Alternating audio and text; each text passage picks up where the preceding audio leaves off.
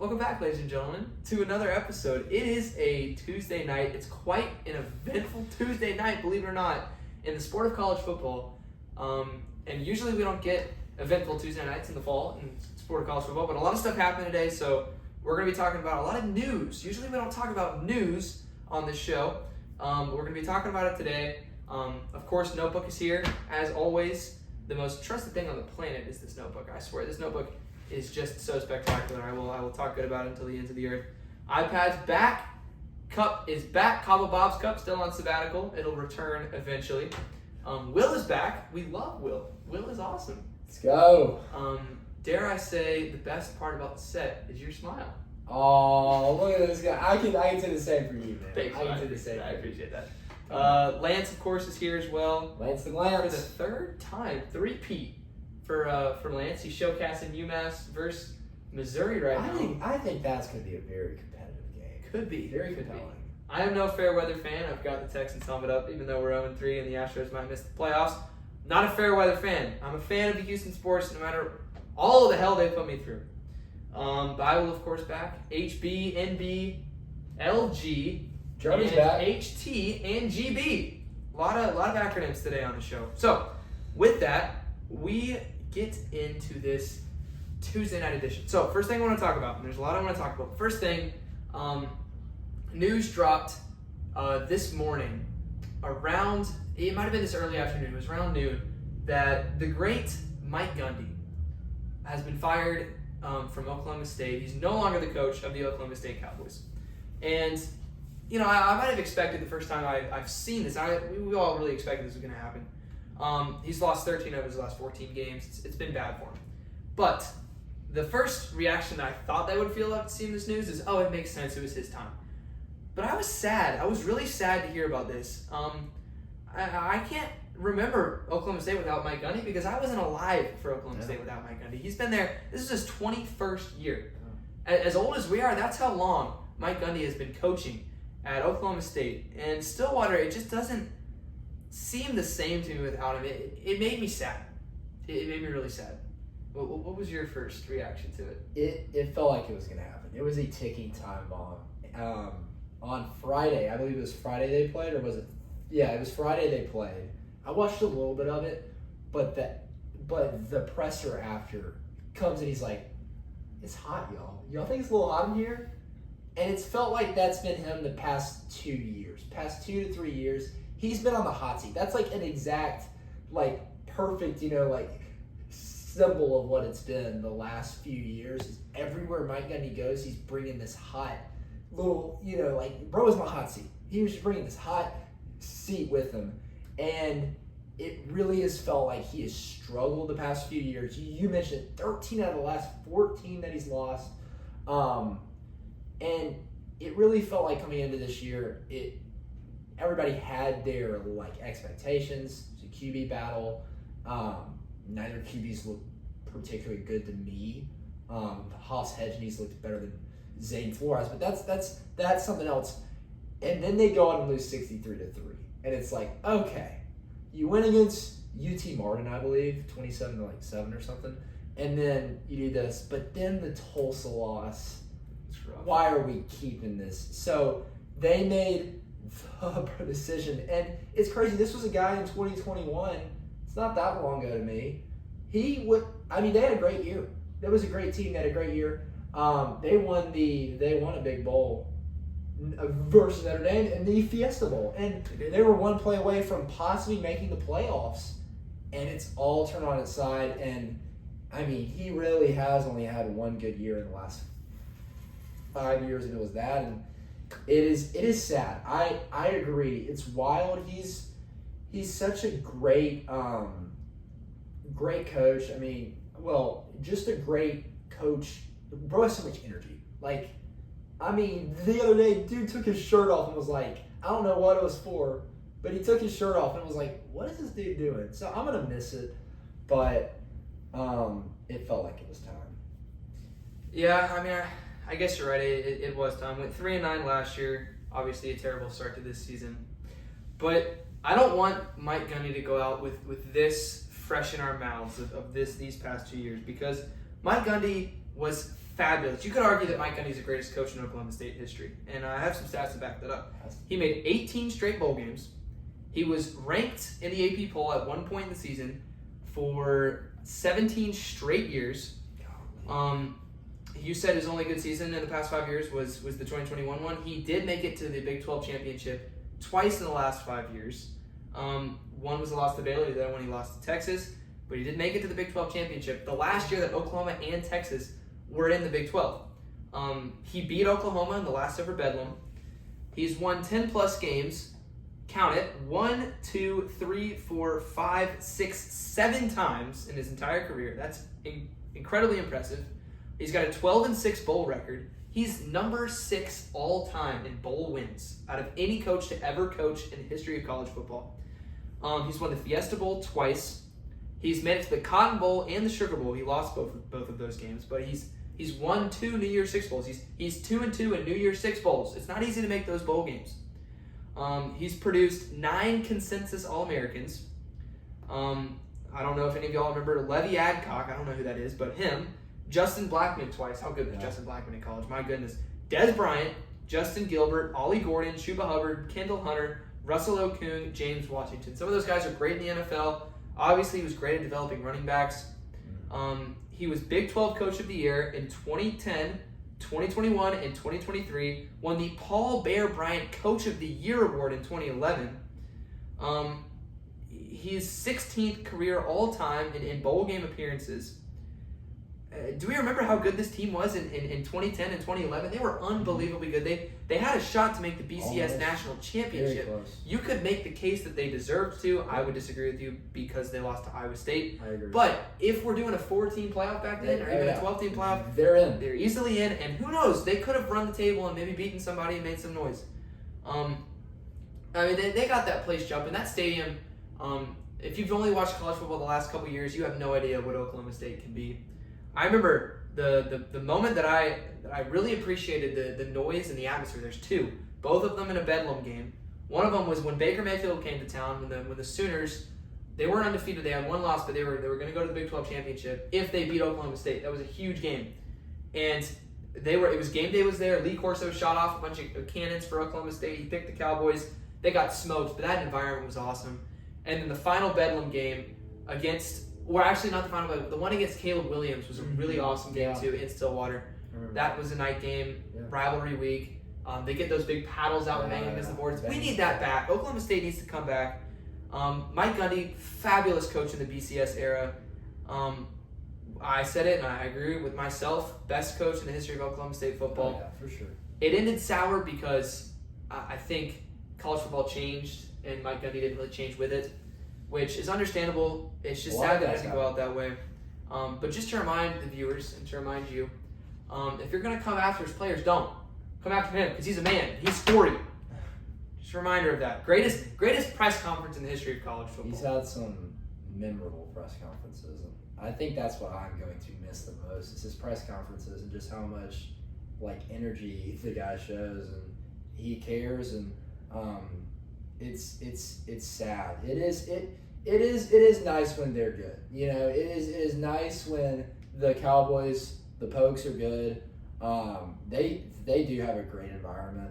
I remember watching some OSU Baylor games. I'm going to be watching one once again this weekend. But there were some games where it's just such a tough crowd environment to play in, and it's sad that he's gone. He's not a part of it.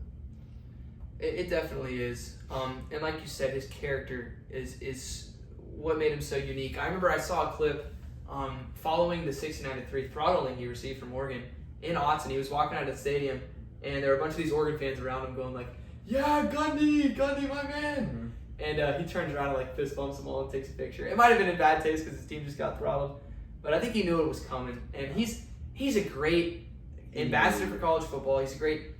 The mullet is iconic. He's an iconic business in the front, party in the back. I kind of got a little bit of a Mike Gundy special on what was that? Friday. I went out and I said, I want the Mike Gundy. Little business in the front, party in the back, and on the sides, kind of. Yeah. But what was I gonna say? I was gonna say something. I don't remember, but it's sad. I mean, Yeah. this is what I was gonna say. What's next with Mike Gundy is my question. You know, I think that's a lot of people's questions, because like he can go get another job. You know, like someone will take him. He could. It would feel just weird to me interesting. him coaching anywhere. Other Exactly. Than No, State. yeah, I don't that's know. what I was about to say. I think it's gonna be weird if the guy goes anywhere else, because he loved OSU, he loved Oklahoma State, and I wonder if the guy's like, you know, so often we go, oh, what's next with this guy? What's next with this guy after something?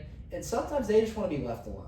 Les Miles took a couple years out, like away after leaving LSU. He goes to Kansas, didn't turn out so well. Did not work But like, look, you know, some of these guys just want to be left alone. So I've seen a lot of people saying Mike Gundy's going to go here. He's going to go to Vatech. He's going to go to UCLA, Clemson. Like all these things thrown out. I'm like, he might just want to be left alone for a minute and then come back into the coaching world. So No, I like that take. Again, I think this time for Mike Gundy to retire from college football. I don't know. I love Mike How Gundy. old is He's he a now? figure of my childhood as a college football. Well, if he was a man and he was 40 in 2007, that He's means gotta be. now he's 58 roughly. If he was a man and he was Looking 40 it in up. 2007. As you're looking it up, I just want to say the top 5 odds-on favorites to replace Mike Gundy as head coach of 50, right? 50, I guess 58, yeah. So at odds-on favorites to replace Mike Gundy at Oklahoma State, G.J. Kinney, head coach of Texas State. I've heard that. He's the odds-on favorite. Yeah. Next up, Los Angeles Rams assistant Zach Robinson. Oh, I have not heard that. I at do all. not know anything about this guy. Why is he a candidate? Does he say any? I'm not sure. You're just throwing him in because he's on the Rams. Pretty much, I guess. I don't know. This is according to HeartlandCollegeSports.com. Ben Arbuckle, offensive coordinator at Oklahoma. That would be weird. Yeah. I would take Ben Arbuckle in a heartbeat if I was Oklahoma State, but It's I a don't know if quick he wants to little leave move. Oklahoma to Oklahoma State. That's a quick little move. You know, you don't even leave the state. So Yeah, it would be. Number 5, I'm going to skip number 5 because number 4 is the one I'm most excited about and the one that I thought of when I heard of this. Number 5, Colin Klein, offensive coordinator at Texas A&M. I heard that. That would be great. He's a great mind. Offensive mind. What he's been able to do with A&M's offense so far the last couple of years has been impressive. But the name that I think isn't necessarily the most likely, but I think would be the coolest and more likely than people would think. John Gruden could coach the Oklahoma State Cowboys. I think that could be possible. I think it would be awesome if that happened. I know John Gruden is very polarizing. He's obviously said some terrible things, but he's a great football mind. He wants to get back. If you don't think John Gruden wants to get back in coaching football, He does. you just haven't watched. And you don't know John Gruden.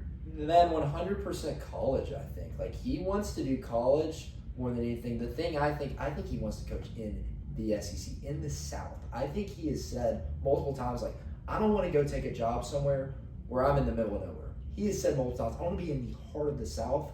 Mm-hmm. And so if we see, let's just say Florida job. Brian Kelly. Let's say they have a terrible end of the season. Let's say they lose every game from here on out. You know, like he would take that job in a heartbeat. Or the Florida job. Exactly. How crazy. Like, John Gruden coaching LSU. He How wants crazy to is that? take a job in the heart of the South. So I don't see that happening. But if that happens, it would be fascinating. And I think that is interesting that he is up there. I wasn't sure what you were going to say, but I think that would be wild. But I do think John Gruden sooner or later will get back into the college football coaching world. I don't know. I think Oklahoma State makes more sense for him than an SEC school. I think Oklahoma State would definitely be more willing to hire John Gruden than an SEC school. I think Gruden's a much better hire than Bill Belichick in college football. Not to say that Bill Belichick's not going to work out. It's his first year. They haven't looked great, obviously, but it's his first year. Oh, yeah. He'll get it going. But all of this, just to sort of say, Mike Gundy's a legend. We wanted him to do his respect on this podcast. A great coach, one of the greatest coaches of the BCS era. He was fabulous, and I just wanted to give him his flowers. Sure. Moving on from Stillwater to Norman, close by. Some news out of the Oklahoma medical staff. John Mateer needs surgery on his right hand. Throwing hand. Concerning. Very concerning because throwing hand, surgery, John Mateer should not be in the same sentence because, we all love John Mateer. I picked John Mateer to win the Heisman Trophy at the beginning of the year, and not good for that, obviously. Now, I've heard a lot of circulating opinions on this. I've heard some people say he's going to be out for nearly a month. I've heard some people say it's not as serious, and he's going to be out and come back at the Texas game. That is the game that's the game they circle because they have a bye week. That's always the game. And they have Kent State in the bye week and then Texas. So this works out. If you want to pick any time in the season for Oklahoma, for John Mateer to hurt himself, it's now. It's right now because you have 17 days until Red River. So that's over 2 weeks to get well. I mean, yeah, you just want a huge game. Well, I wouldn't say huge, but you just want a pretty big game. The biggest game of last week. The biggest game. I don't care if you say Miami. I know Miami-Florida was a big rivalry. That was the best game. That was the ranked matchup everybody was talking about. It's an SEC clash. And everybody was talking about that. You get that injury happening right after a win, perfect. Not going into that game, anything, because if that's going into that game, I think Auburn wins. And you have Kent State coming up. You have a bye. You have all this, which is perfect. That game's always going to be circled, but especially if Oklahoma goes in that undefeated. And we know Texas already has one loss. They may drop another, but we'll see. But, I mean, that one's always going to be circled. But I've also seen some mixed opinions. One of my friends said he's going to be out the rest of the regular season. I was like, whoa. But he doesn't know ball super well. But I was like, it's just a right hand injury. Like it's not like an ankle. It's not like a torn ACL.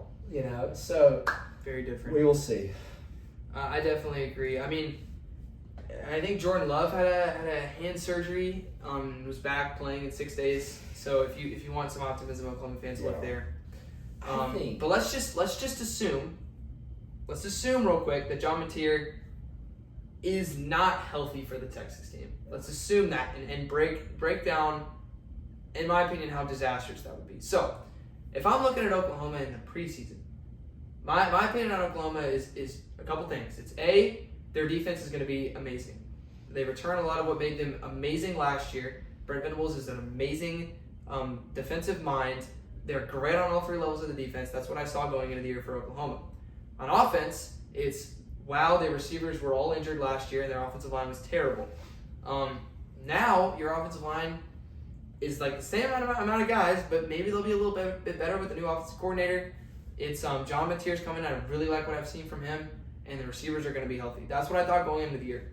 What I've seen from this Oklahoma offense is we can't run the ball. Yeah.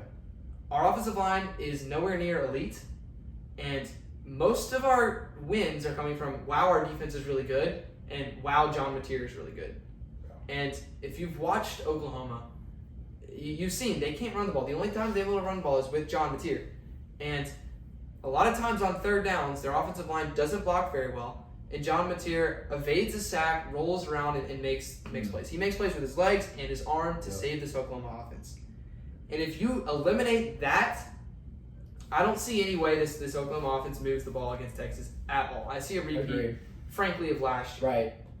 All right. I got something to say. And I was talking about this with one of my friends today. I think Hawkins is a much better. I think John Mateer is a great runner, right? But Michael Hawkins is another gear. He's a quick dude. He is a real mobile core. Like he can run, right? And almost maybe a run. Like overpass guy. And I was talking about this, so they obviously don't have a run game. It has not been there consistently by any means. Maybe in this game against Kent, right? Against Kent State, with the extra running ability of Michael Hawkins, maybe you can get the ground game running with him on some options on anything. But the fact that those golden flashes. I think they were golden flashes. Have to look at the running ability of him. Maybe that opens some run game, running back run game, like just a little bit of success. Because there was not any Saturday. I mean, there was zero run game success. Auburn's good at against the ground game. But there was no. I'm wondering if maybe in this game you can get a little bit of a run game because of that. And I don't know. It was just something I floated out there, but it's going to be interesting. But that's something that I feel like they have to get it going, and they have to get it figured out right now, right before Texas. Because let's say Hawkins isn't available, let's say John Mateer's not available, and it's Michael Hawkins, and you don't have a run game, but you have to primarily lean on a pretty young quarterback. He was a true freshman last year. I don't know how that goes. And Texas has a great defense. So they do have a great defense. And I mean, last year, of course, against Texas, Oklahoma lost 34-3. I just took a quick peek at Michael Hawkins' stat line against Texas. He was 19 of 30. Not terrible. Only 148 yards. 30 attempts for 148 yards is really not that great. It means you really struggle to push the ball down the field. And we see that because his longest completion was for 15 yards. So didn't push the ball down the field whatsoever.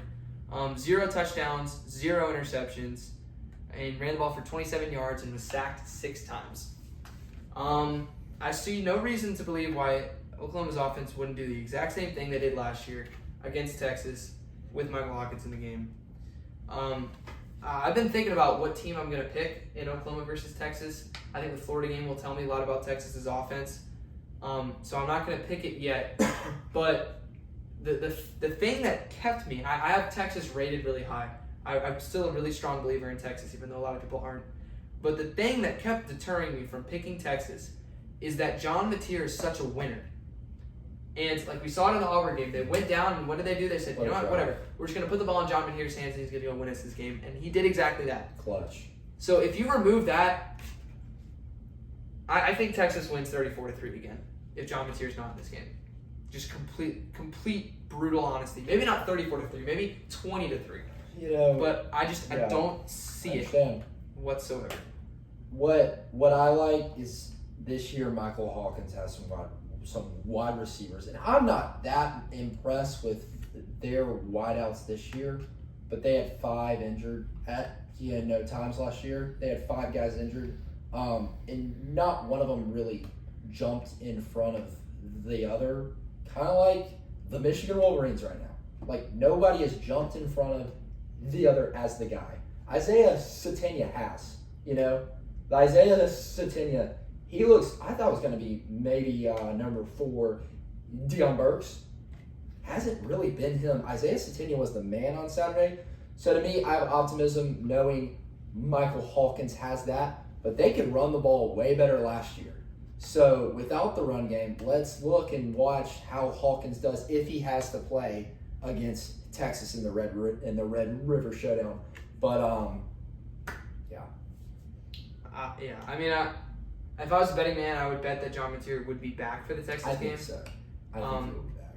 But if he's not, I don't have any faith in Oklahoma's offense to move the ball whatsoever. That's just me. But I don't have any faith. In my opinion, right now, Texas wins regardless. But I'm going to learn a lot with the Florida game. And like, if Florida keeps it really close and Texas's offense does nothing, maybe I'll lean more towards Florida. But I think the good news is nobody on their defensive side, because the offensive side has been inconsistent, but the consistency of their defense is like nothing's really taken away. You already have some guys injured on the defensive side. Like Eli Bowen was injured, didn't play at all last Saturday. Peyton Bowen did, his brother. But like, you don't want any other injuries because you've already got a couple. But I think the big thing is get those O linemen back. I think they're kind of saving them to bring back. But I think they had 3 guys that just did not play that usually play. That did not play against Auburn. So injury mill is killing the Sooners. I gotta get to bed. It's 11, but I'll go pause it. I enjoyed it. You want to say one last thing? Y'all have a blessed week. Week 5 is going to be great. We're looking forward to it. Videos coming out, some content coming out, and should be great. This guy's going to Athens. So. Yes, sir. I'm going to be there. Oh, that wasn't good. Wow. There we go. That was solid. See you about that. See you, dude. See you, man. See y'all. Everyone wish Will a good night. Night. All right. Of course, the set all of a sudden seems a lot more gloomy without Will. It's very sad that he's gone. I'll see him later. That stud. Thanks, man. So that's what we got for John Mateer.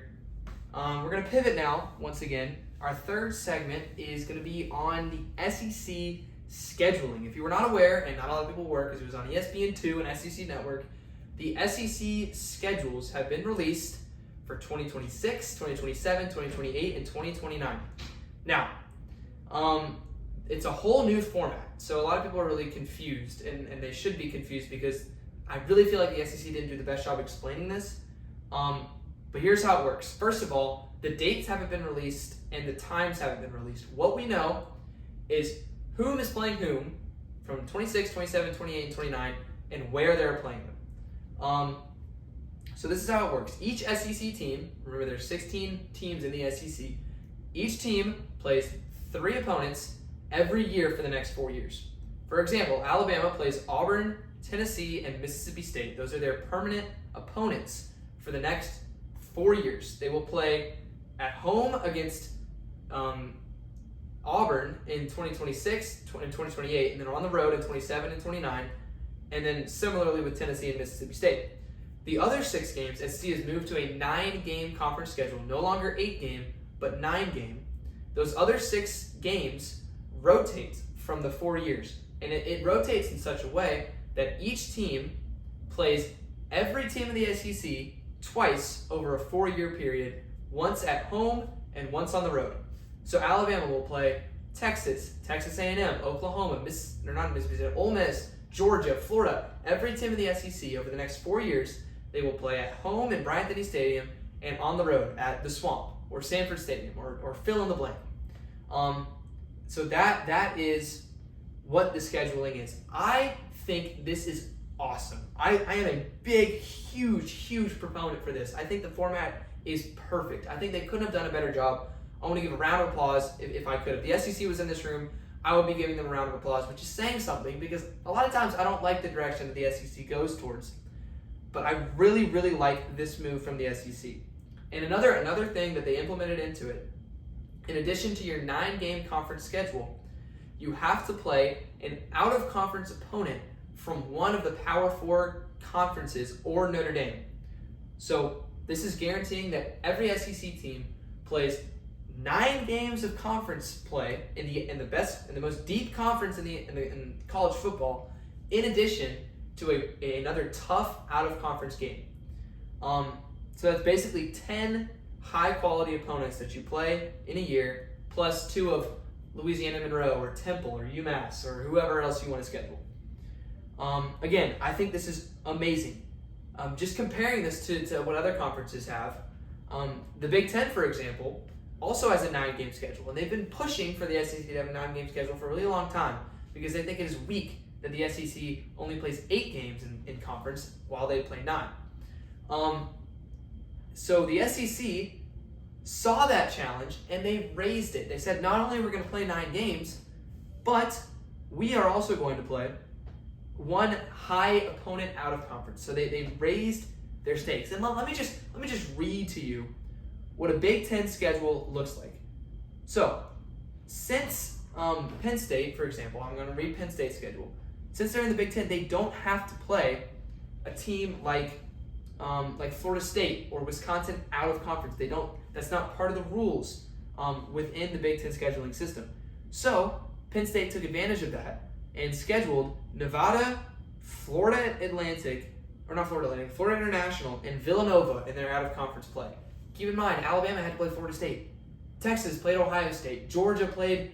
Georgia's going to play Georgia Tech. So SEC teams are going to schedule these really good out of conference games. Penn State sleptwalked their way to 3-0. Then they play Oregon. Okay, tough game. Oregon's a great team. Then they follow that up with UCLA, Northwestern, at Iowa, at Ohio State, Indiana, Michigan State, Nebraska, Rutgers. Okay, so that is theoretically what a Big Ten schedule looks like. those 3 bye games at the beginning of the year, and then you get Rutgers, you get Northwestern, you get UCLA. There's no way that Penn State is losing those games. It is basically 6 free wins that you have on the schedule. Now, let's take a peek at the Alabama Crimson Tide schedule for the next couple years. Just an example of an SEC team schedule. Mind you, these are all going to look very, very similar because each team plays every team twice over 4 years. So every single SEC schedule is pretty much the same. Alabama, for example, in 2027 and 2028, they have a home and away schedule with Ohio State. So Alabama will play Ohio State out of conference in 2027, and they will also play at Auburn, Mississippi State, Tennessee, Florida, Missouri, Texas, at Ole Miss, at Oklahoma, at Arkansas.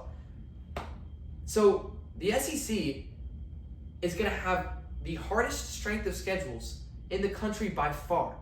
I mean, just look at Alabama's 2026 schedule. They got Auburn, at Mississippi State, at Tennessee, Georgia, South Carolina, Texas A&M, at LSU, at Vandy. I mean, these schedules are really, really tough. And basically, we might see 8-4 teams make the playoffs in the SEC because these schedules are so. It's so hard to win all these games in the SEC. I think what the SEC has done is raise the stakes. I think the Big Ten and the Big 12 and the ACC are forced to match this by also requiring that out-of-conference opponent. And even then, they can't match the depth of the SEC. So I love this scheduling. I think it's great. Another proponent about it that I think is really, really strong, if you look at the last couple of years in the SEC, the difference of strength of schedule, if you look at, for example, Texas's schedule the last couple of years versus Florida's. I can pull it up real quick. It's drastically different. Hold on a second. I'm going to pause so I can go get the note card. Raises the stakes, baby. I agree. I think it's big time plus. I think it's a huge plus. I think you're going to see more 9-3. Hold on. All right, sorry. No, sorry. So, for example, as I was saying, Texas, the last couple years within the SEC, has played Florida, Oklahoma, Kentucky, Mississippi State, Vanderbilt, Georgia, Arkansas, and Texas A&M. So that schedule compared to, let's say, Florida's schedule, who has had to play LSU, Texas, Texas A&M, Mississippi State, Georgia, Kentucky, Ole Miss, and Tennessee. Florida has a way tougher slate of games these last couple of years than Texas has had. And we've sort of seen that manifest itself in Texas sort of having a much easier path to the SEC championship last year than a lot of other teams would have had. And Florida has really received the blunt end of the tough schedule that they've had to face. And a lot of that, of course, they played Miami. They played, obviously, Florida State the last couple years. But this new format should eliminate that. Just a couple statistics to further prove my point. And also, this affects coaching jobs. Billy Napier, you could argue, if Billy Napier had Texas's schedule the last couple of years, Florida might have had a chance to win 10 games. But since they had such a gauntlet, it just makes it so hard for them to succeed. So Billy Napier, who knows, he might not be under the hot seat. He might not get fired in a couple weeks, supposedly he does, if he had Texas's schedule. And on the other hand, again, Missouri, another perfect example of a team that got a lot of favorable matchups in the SEC. They've won 10 games the last couple years. That might not have been the case.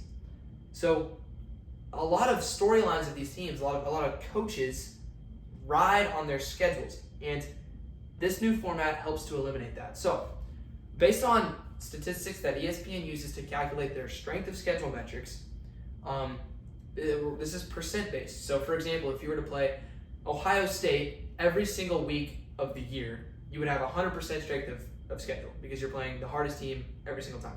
If you were to play Kent State every single week for a year, you would have 0% strength of schedule because you're playing the worst team all the time. So the last couple of years, the largest difference between any two teams in the SEC has been 23% between top strength of schedule and lower strength of schedule. So there has been a team that has had a 23% harder schedule than another team. This year, if we're using that calculated metrics for this season's stats based on the projections for the next couple of years, the largest difference between opponents or teams in the SEC strength of schedule metrics is 9%. That's how similar these schedules are to each other. So basically what this SEC schedule does is it gives teams more great games. It increases strength of schedule. It challenges the rest of the college football world to follow suit. And it also levels the playing field. I don't think there's any negatives. I think it's awesome. Negatives that people might pick out are the rivalries that the SEC chose to protect. For example, Alabama is not playing LSU every single year for the next 4 years. They're playing them twice in the next 4 years. But in my opinion, like if Alabama fans are out there mad about playing and not playing LSU every year, you still play them twice in the next 4 years. So yeah, it might not be the best thing in the world that you're not playing them every year, but you're still playing them twice. It's not like the old SEC format where Alabama doesn't play Georgia in the regular season. They only play them once every 7 years. This is so much better. I love this. I love this system. I think it's fantastic. So big props to the SEC. I think they did a great job with this one. Moving on to our final segment of the night, we're going to do quickly Seller Shenanigans, my Week 5 Power Rankings. Now, I have generated some resume rankings for you as well that we're going to do at the end of the show, but this is strictly Power Rankings, just so everyone remembers. It's who would beat who on a neutral field. There might be a 1 and 2 team that is rated higher than the 2 and 1 team on my metrics. That is because I believe the 1 and 2 team is better. I believe 1 and 3 Florida, for example, is a better team than 4 and 0 Maryland. I do believe that. Would I rank Florida ahead of Maryland resume-wise? Heck no. Maryland's undefeated. Florida has 3 losses. Right? Maryland has an unbelievably better resume than Florida. But I do believe Florida's team is better than Maryland's. So, with that being said, we're going to start off Week 5 Power Rankings. At number 25, I've got the BYU Cougars. Brigham Young University Cougars, a team that hardly anyone has ever talked about this season. Just a couple of quick stats from BYU's defense. BYU is allowing 5 points a game. That's crazy. They're not playing high-quality opponents whatsoever, but they've allowed 5 points a game. I don't care who you're playing, that's dominant. They've allowed 44 rushing yards per game. I don't care who you are, that's dominant. They've allowed 205 total yards of offense per game. All of those stats, first place by far in the Big 12. From what we've seen, of course, we haven't seen them play any quality opponents yet, but from what we've seen, BYU has the best defense in the Big 12. They should contend. I'm not going to say they're going to win the Big 12, but they should contend in the Big 12. And this is the first week that they have been included in the Seller Shenanigans. So shout out to BYU and the Cougars. At 24, I've got Texas Tech. Now, a lot of you might believe that that's a lot lower than you would have expected them to be, given that I had them at number 25 last week, and you're saying, what happened? They went on the road at Utah and blew them out. How are they only up 1 spot? I would like to admit to the masses, I was a little high on Utah. I am not impressed with Utah at all. I think the college football world had a little bit of overinflation when it came to the Utes. I think that we saw, or not all of us, a lot of us didn't watch the game against UCLA, but I stayed up and watched it. I saw Utah absolutely manhandle UCLA, and I said, wow, this Utah team is good. They went up against a solid UCLA offense and crushed them. But now I look at the UCLA team and I'm saying, wow, they got blown out by New Mexico. They got blown out by UNLV. They didn't stand a chance against Utah. This team's just not good. That win by Utah doesn't really mean very much. Utah struggled with Wyoming, and Utah had a lot of unforced errors against Texas Tech. So I don't think that that's as good of a win as people are saying. I have concerns with Texas Tech on the offensive side. They had a lot of errors too. I have concerns about Baron Morton. I don't think Texas Tech's the best team in the Big 12. A lot of people do, but I think this Utah team could be similar to last year's Utah team that was rated as a top 25 team and just really didn't have it at all. So I don't know if I trust Texas Tech as much as other people do. At 23, I got Arizona State. I got the Sun Devils. The Sun Devils went on the road to Waco and beat the Baylor Bears. I know a lot of y'all didn't watch that game, but it happened. It was a great game. Baylor's high-flying offense limited to 21 points. Sam Levitt and Jordan Tyson won that game at the end of it. They ran the ball fairly well. I thought it was going to be a much higher scoring game than it was. I was impressed by Arizona State's defense. This is still a team that knows how to win. This is still a team that is really well coached, experienced. It's got NFL talent. Arizona State, in my opinion, is the front runner to win the Big 12. It is who I would pick right here today to win the Big 12. A Big 12 team that dropped out of the rankings is Iowa State. Not because they didn't perform well in their bye week, but just because I believe these teams, these 3 Big 12 teams, are a little bit better. I was this close to ranking Iowa State.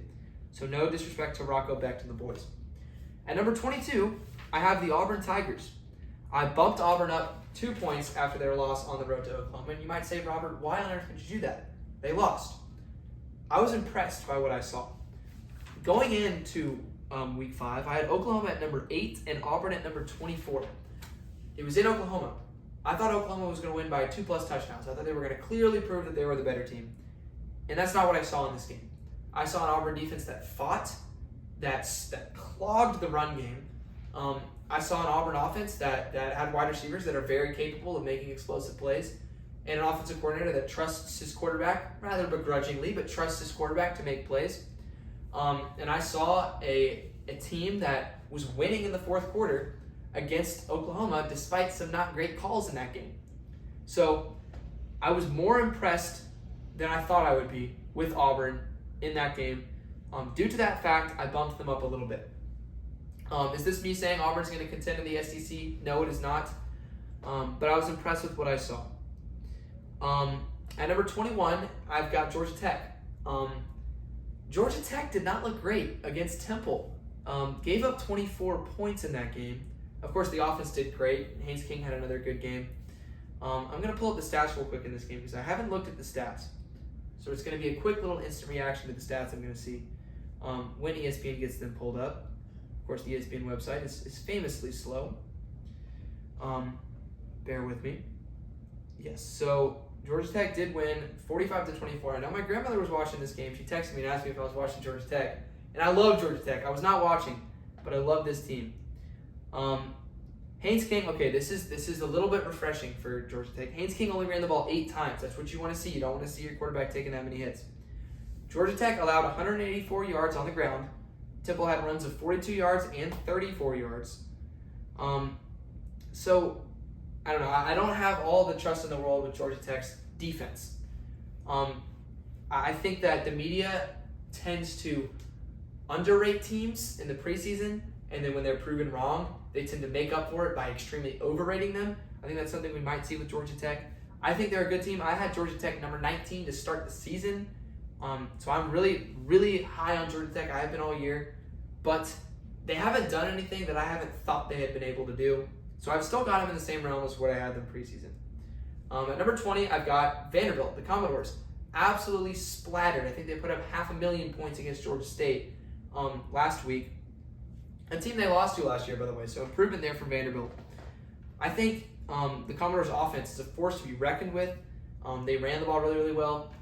A thing that I noticed when watching that game, I had it in the corner in the quad box just because I was a little worried that it might be close because it's Georgia State Vanderbilt and they lost last year.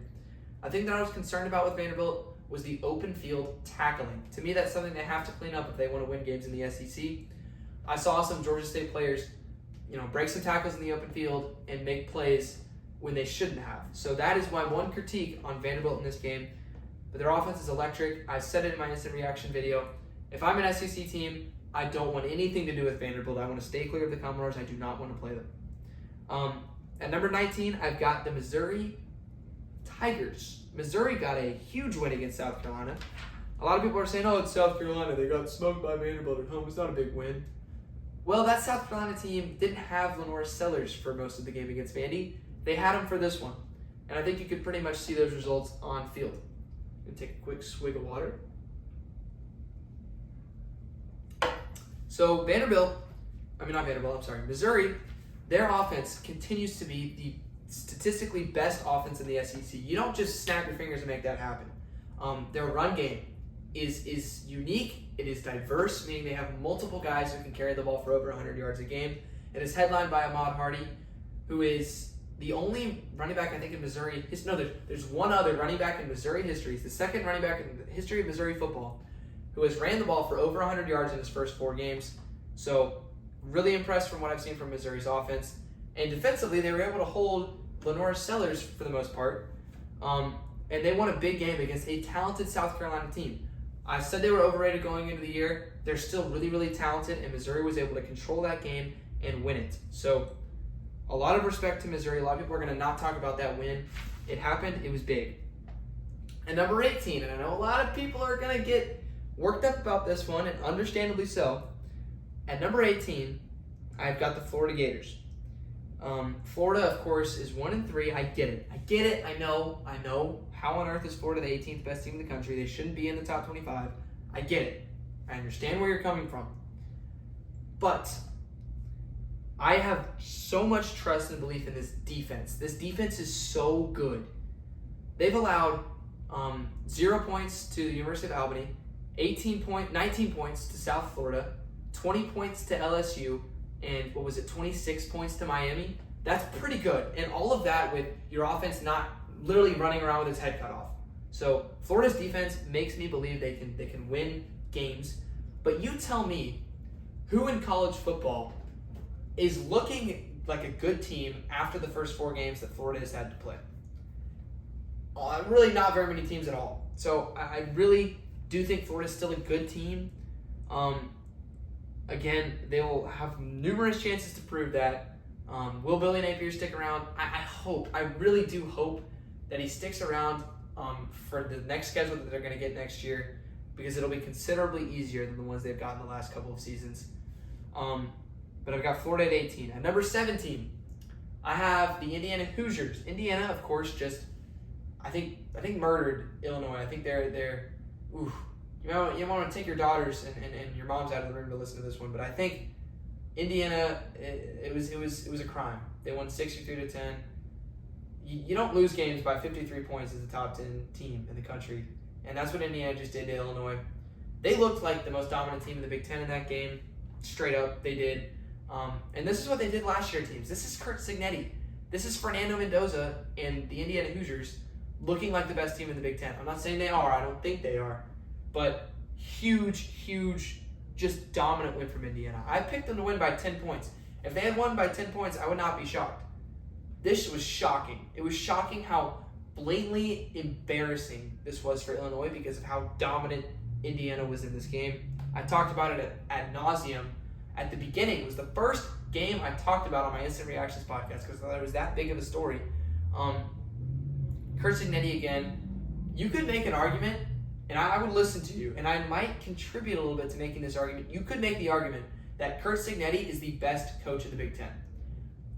I do believe that Ryan Day and Dan Lanning have stuff to say about that, but I do believe that Curt Cignetti has done as impressive as a job at Indiana his first 2 years than I have ever seen a head coach do in their first 2 years at any program in the history of me watching college football. His first 2 years at Indiana go toe-to-toe with any performance that you could possibly pull out of any first 2-year head coach in the history of college football. So, great job, Curt Cignetti. At number 16, I have Florida State. Kicked the head in of Kent State, I believe it was. Now, they do go at Virginia on Friday night. It's only a 6.5-point spread. Virginia's a pretty good team. So that game's going to be interesting. And they have Miami at home after that. If they can get past Virginia, that's going to be a top 10 matchup. Huge game against Miami. Perhaps the biggest game since Miami of this century. So that's going to be fun to watch. Florida State, of course, is still clicking on all cylinders. At number 15, I've got Michigan. I bumped Michigan up. How many spots? 2 spots from where they were last week. And there's not a lot of movement in this poll, so 2 spots is impressive. What I liked from Michigan, I think, of course, the final score of that game was 30-27. That's not what it should have been. I think Michigan should have won this game 30-13. Of course, the Hail Mary touchdown gave Nebraska 7 points. And so did the last drive of the game where Michigan was just sort of trying to waste as much time as they could. And they effectively did, forcing Nebraska to kick an onside kick at the end of the game. So Michigan dominated this game on both sides of the line of scrimmage. I think their defense is fantastic. I think they can stop the run better than almost any team in the country. We saw that against Oklahoma and against Nebraska. And they can run the ball. And I think Bryce Underwood is only going to get better and better. I think that I've seen flashes from him that I now understand why he's the number 1 quarterback recruit in this cycle. And again, the wide receivers are still their major concern, and they still really concern me. But I do think Michigan is the top 15 team in the country. At number 14, I've got Ole Miss. Embarrassed Tulane. Absolutely embarrassed them. And that's not a game that I thought that game was going to be a little close. Tulane, mind you, already had beaten Duke and Northwestern going into this game. And they just didn't stand a chance against Ole Miss. Lane Kiffin and what he does with quarterbacks is unreal. I mean, his ability to take Trinidad Chambliss, who, again, Ferris State transfer, as Will says all the time, and he's right at saying that because it's an important thing to say. Transfer from Ferris State, comes to Ole Miss, and is lighting it up. He looks so good. He looks so much better than Austin Simmons. Go back and watch Ole Miss at Kentucky, and then watch Ole Miss Arkansas and Ole Miss Tulane, and you'll understand what I'm talking about. Trinidad Chambliss should be the starter, in my opinion, on this Ole Miss team because he's electric. He takes care of the ball better. He's better with his legs. He's a better fit in this offense than Austin Simmons is. And frankly, Austin Simmons hasn't done anything at Ole Miss to prove that he should be better. A lot of people were saying, you're really going to turn it over that fast after all Austin Simmons has done? He hasn't done anything. He was not a high recruit. He didn't do anything last year other than play 20 snaps against Georgia.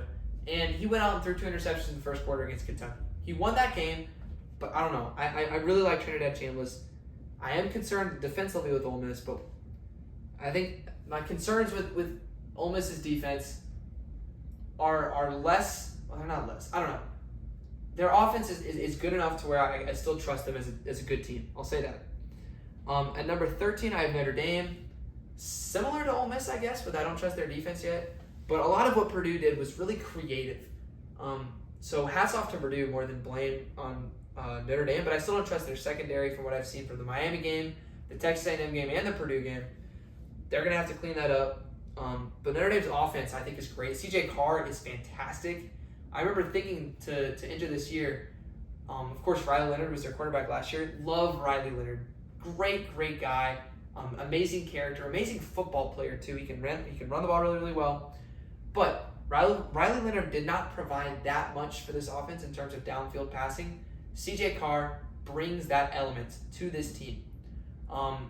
They've started to feed Jeremiah Love more. A lot of people are saying, Jeremiah Love, one of the most disappointing players this year in college football. I think that's bogus. Jeremiah Love is unbelievably good. He's a crazy athlete. He's insane. He jumps over people all the time. I think Jeremiah Love is awesome. This offense is awesome. The defense needs some work, which is not the direction that Notre Dame usually is. Usually it's the other way around. But this secondary has to put in some work. And number 12, I've got USC. USC just got their biggest win of the year. I know a lot of y'all didn't watch because it was a 10 p.m. Central Time kickoff.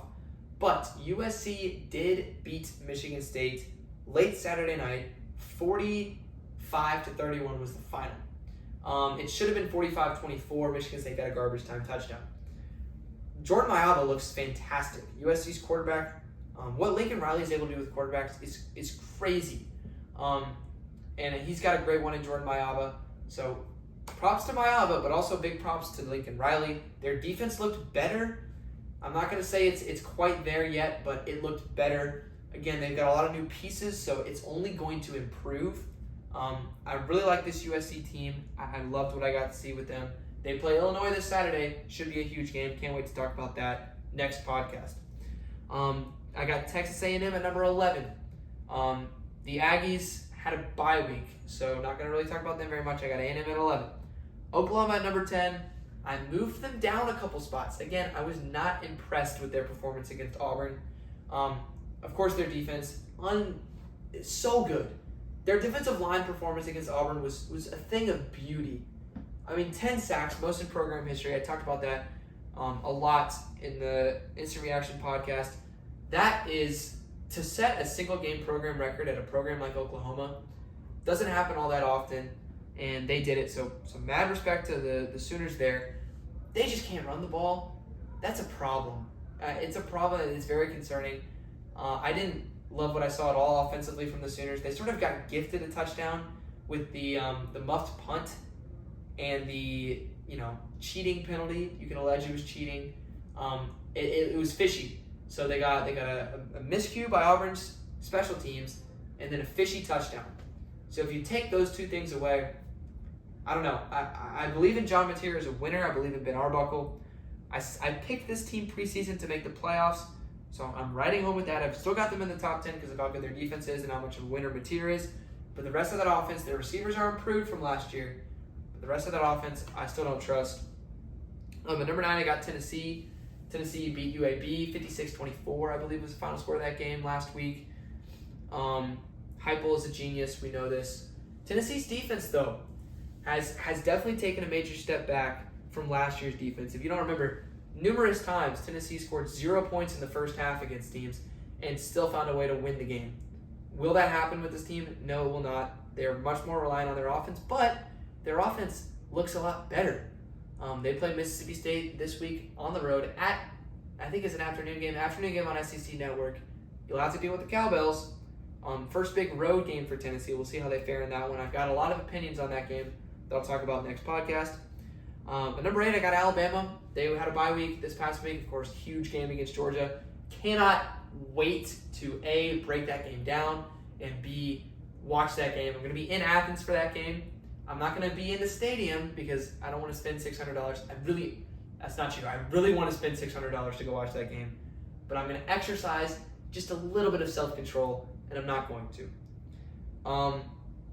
But I got Alabama at number 8. I've got LSU at number 7. Hey, LSU scored more than 23 points last week. Good job, LSU. I'm sure Brian Kelly was thrilled about that. LSU, I think they played East Louisiana, Southeastern Louisiana, I think is what it was last week. They got a big one at Ole Miss coming up. Huge game. Again, just to reiterate, I really like LSU's defense. I think it's spectacular. We'll see.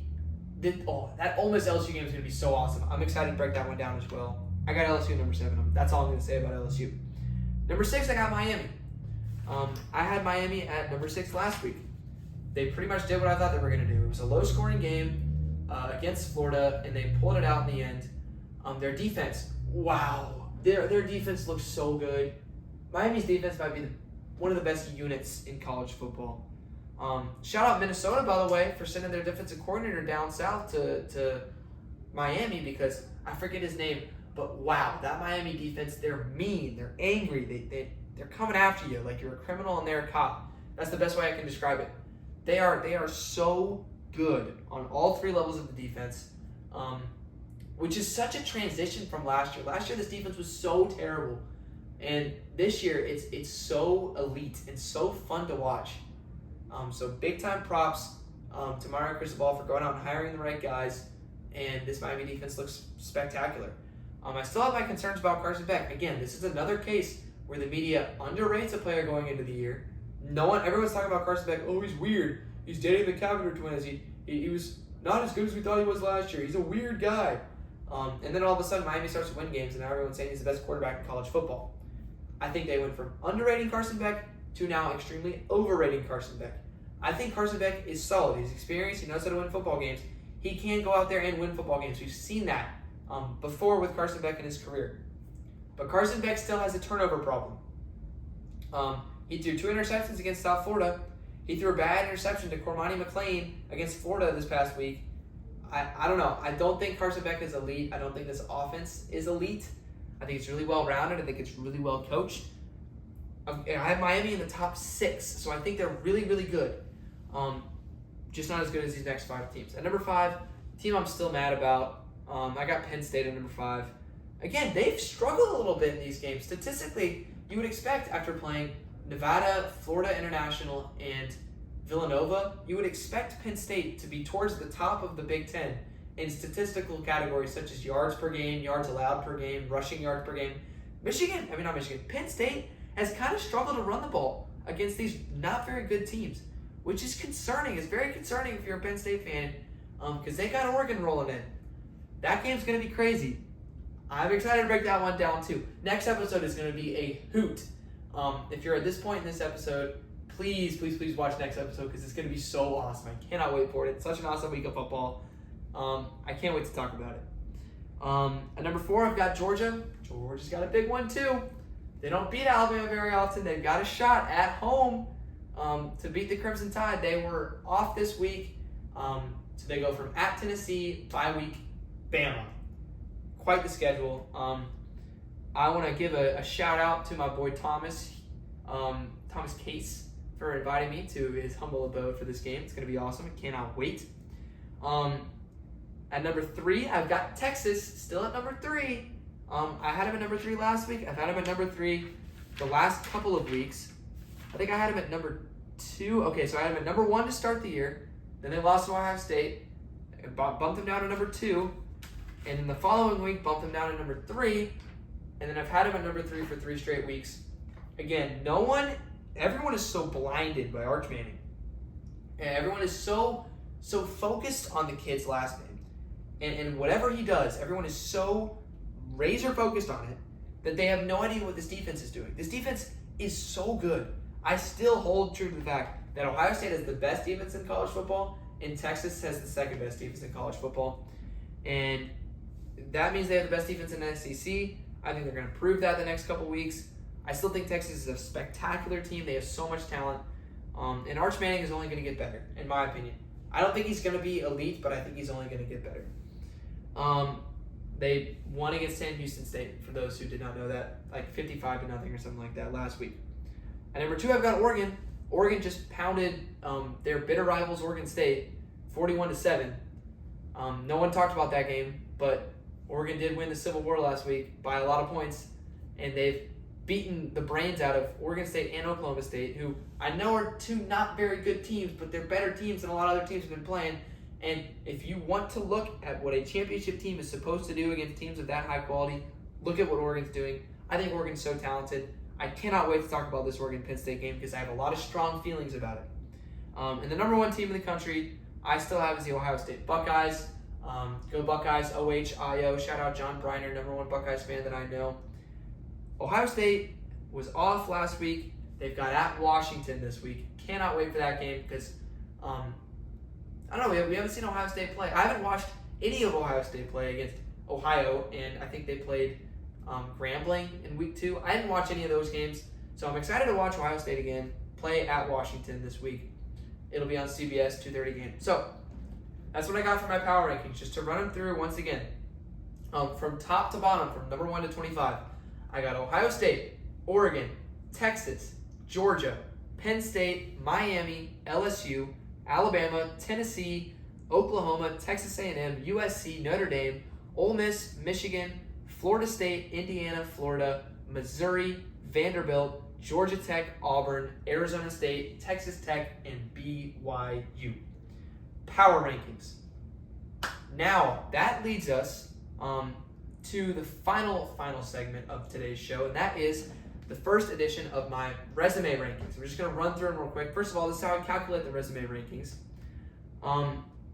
Again, this has nothing to do with your power rankings. This has entirely to do with who you beat and who I think has the best resumes.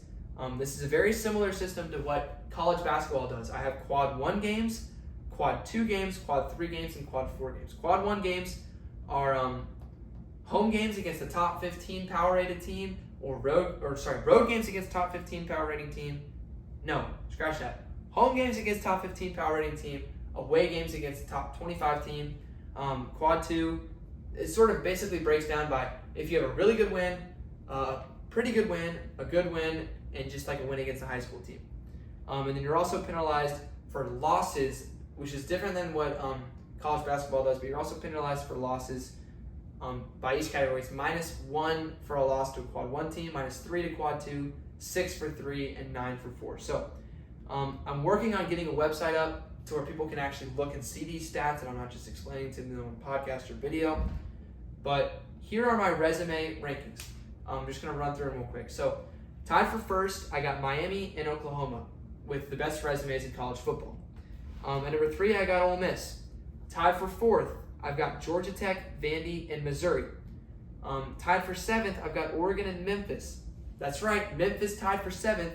They beat Arkansas, and they also have a win over a couple other really good teams. So shout out Memphis. I got USF, South Florida, still at number 9. They still have wins over Florida and Boise State. People are going to forget about those wins, but they still have them. At number 10, I got Mississippi State, another team that is egregiously left out of the AP poll. Tied for number 10, a lot of teams tied for number 10. Mississippi State, Ohio State, Florida. That's not right. Florida shouldn't be there. Just going to breeze past that.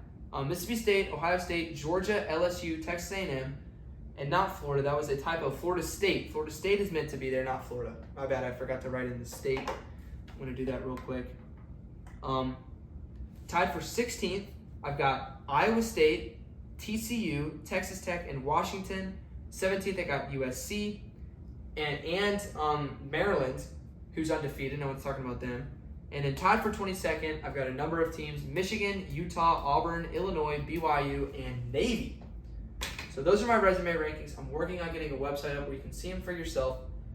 These are not as relevant as they will be later on in the season when we get more clarity. But it just shows the difference between power rankings and resume rankings and how I value each of those differently. For example, Memphis I have is the number 7 team in the country for resume-based rankings. I don't have them anywhere near the top 25 for power rankings. That just shows the difference. And the reason I do this is because when you try and combine the two, what you get, frankly, is a jumble of ridiculousness that can only be explained by people using drugs. Non-ironically, that is the best way I can explain the AP poll. Just to explain some ridiculousness of the AP poll. Why on earth is Texas rated over Indiana when Texas has beaten nobody, literally nobody, and Indiana just won 63-10 against a top 10 team? That doesn't make any sense to me. Also, I think it's really funny that Texas A&M was number 10 going into this week, and Texas was number 8. So Texas was 2 spots higher than Texas A&M last week. Texas wins 55-0 against Sam Houston. Texas A&M has a bye, and Texas A&M hops Texas. That makes any sense. Oklahoma hops up 4. I guess that's fine. Another thing that I think is just absolutely mind-bogglingly ridiculous: why is Illinois still ranked? On what planet should Illinois still be ranked? Please explain to me on what planet Illinois is ranked in the AP poll. I mean, the only reason Illinois is ranked is because a bunch of people went in the beginning of the year and said they were going to be good because they had a bunch of returning starters, which I've explained many times about how ridiculous that is. But Illinois has no business being ranked. They just lost by 53 points. The only reason they're ranked is because they were ranked number 9 to start the year. People might say, oh, well, we dropped them 14. Look, they were number 9. Now they're all the way down here, number 23. We dropped them. What else do you want us to do? Say they're not ranked. Don't base your rankings off your prior wrong rankings. That doesn't make any sense. The fact that Illinois is ranked and Mississippi State is unranked is bafflingly stupid in my opinion. Mississippi State, they're 4-0. They've beaten Arizona State. Illinois just lost by 53. I don't get it at all. I think it's so stupid, which is why I said, to heck with it, I'm generating my own rankings because I don't want to look. I don't even want to look at it. But I'm not going to end with that. I'm going to end with just one thing.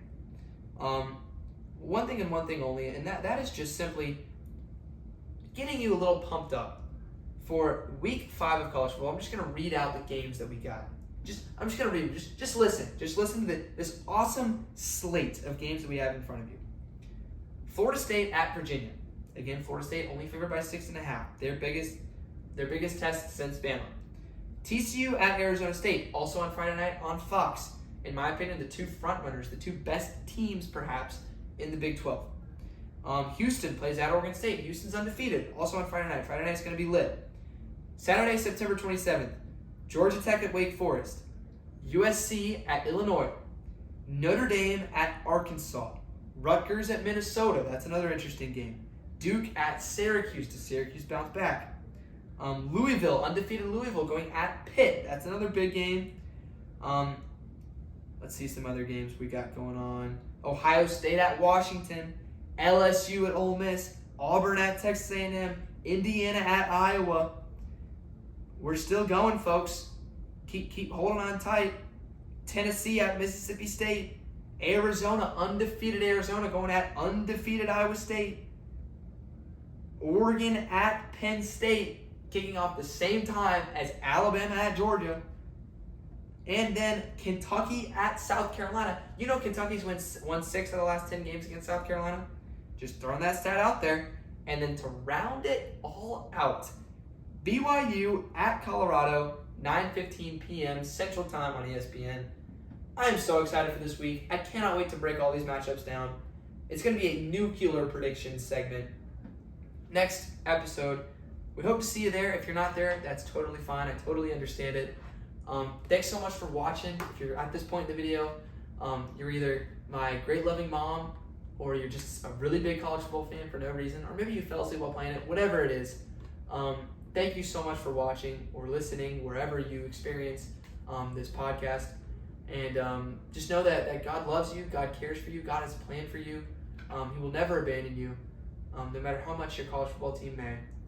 And go out and spread the good news. Let God's light shine through you, and just try your best to bring joy to all those around you and to make people smile. From me, from Will, that is all we have. Thanks so much for watching again, and we will see you in the next video. God bless.